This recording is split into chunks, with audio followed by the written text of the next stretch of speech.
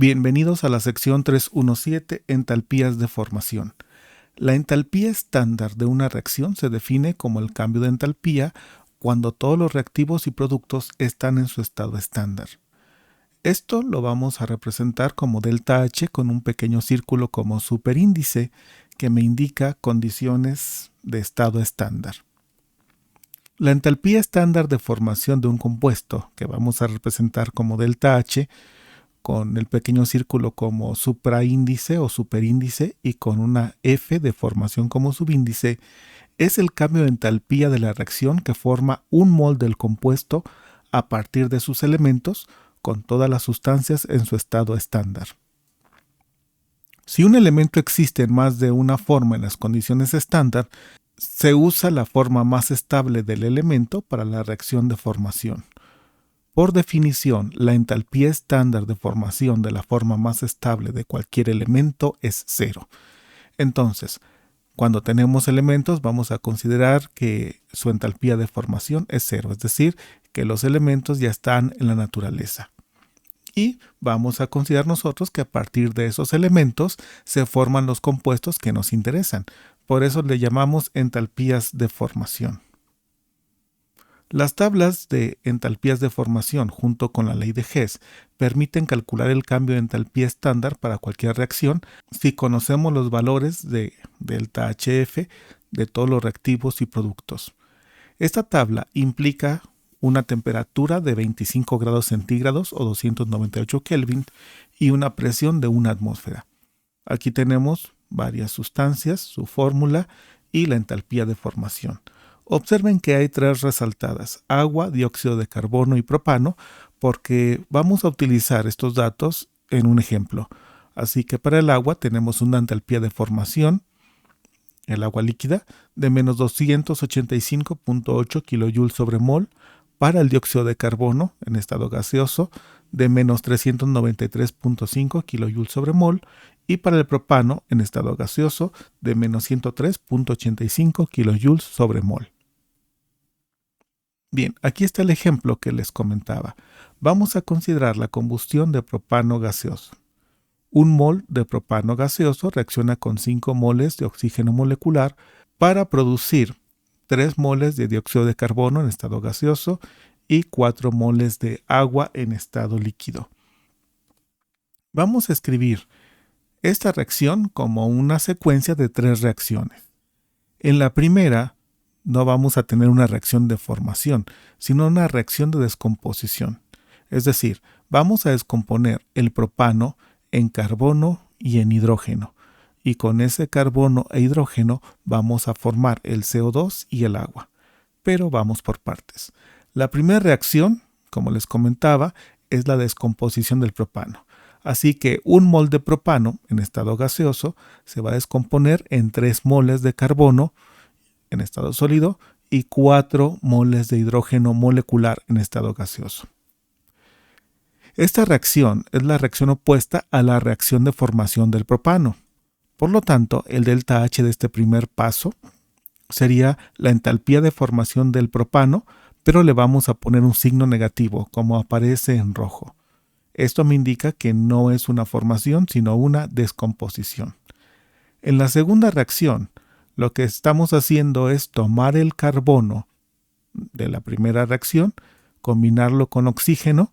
La estequiometría me indica que para 3 moles de carbono necesito 3 moles de oxígeno molecular. Y esto nos va a producir 3 moles de CO2. Por lo tanto, el delta H de la segunda reacción va a ser la entalpía de formación del CO2, pero multiplicado por 3. Si recuerdan la tabla, era kilojoules sobre mol, y aquí se están formando 3 moles de CO2, por eso se multiplica por 3. La siguiente reacción son los 4 moles de hidrógeno molecular que necesitan reaccionar con 2 moles de oxígeno molecular para producir 4 moles de agua líquida. En este caso se está formando agua, así que necesitamos la entalpía de formación del agua líquida, que es como está indicada en la reacción original. Esta entalpía de formación debemos multiplicarla por 4, porque se están formando 4 moles de agua. Bien, ahora sumamos. Recuerden que los compuestos o elementos que están tanto del lado izquierdo como del lado derecho de la reacción se omiten. Por lo tanto, vamos a omitir el carbono y el hidrógeno. Del lado izquierdo tenemos propano y también 3 más 2, 5 moles de oxígeno. Del lado derecho vamos a tener los 3 moles de dióxido de carbono y los 4 moles de agua. Por lo tanto, la reacción final me queda 1 mol de propano gaseoso más 5 moles de oxígeno molecular. Van a producir 3 moles de dióxido de carbono gaseoso más 4 moles de agua líquida. Si observamos, esto es igual a la reacción original. Considerando la ley de Hess, lo que tenemos que hacer es sumar los cambios de entalpía de cada una de estas reacciones. Así que la entalpía de la reacción, o el cambio de entalpía, es delta H1 más delta H2 más delta H3. Necesitamos los valores de las entalpías de formación del propano, del dióxido de carbono y del agua. Esos fueron los valores que estaban resaltados en rojo en la diapositiva anterior, que ya había comentado. Por lo tanto, los vamos a tomar. Aquí tenemos que respetar el signo negativo que debe ir en la primera entalpía de formación, que es la de la primera reacción, el 3 y el 4 de la segunda y tercera reacción. Por lo tanto, el cálculo es el siguiente. El cambio de entalpía en la reacción es menos, y eso se multiplica por menos 103.85, que la entalpía de formación del propano, más 3, que multiplica a la entalpía de formación del CO2, que es menos 393.5, más 4, que multiplica a la entalpía de formación del agua líquida, que es menos 285.8. Al hacer las operaciones, resulta menos 2220 kilojoules sobre mol, que es el resultado que estamos buscando. Este es el diagrama de entalpía de la reacción que acabamos de estudiar. Observen ustedes que tenemos reactantes y tenemos productos. En los reactantes el propano y el oxígeno, en los productos el CO2 y el agua.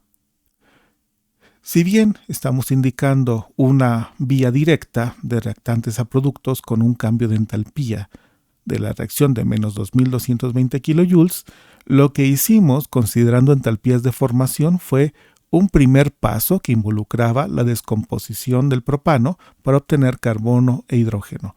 Esto nos dio un cambio de entalpía de 103.85 kilojoules positivos. Recuerden que teníamos menos por menos, y eso es más. La segunda parte fue la formación de 3 moles de CO2, y esto nos lleva de los elementos a tener el CO2 más hidrógeno más oxígeno. Esto nos dio un cambio de entalpía de menos 1181 kilojoules. Y por último, la formación de 4 moles de agua. Y esto implicó menos 1143 kilojoules.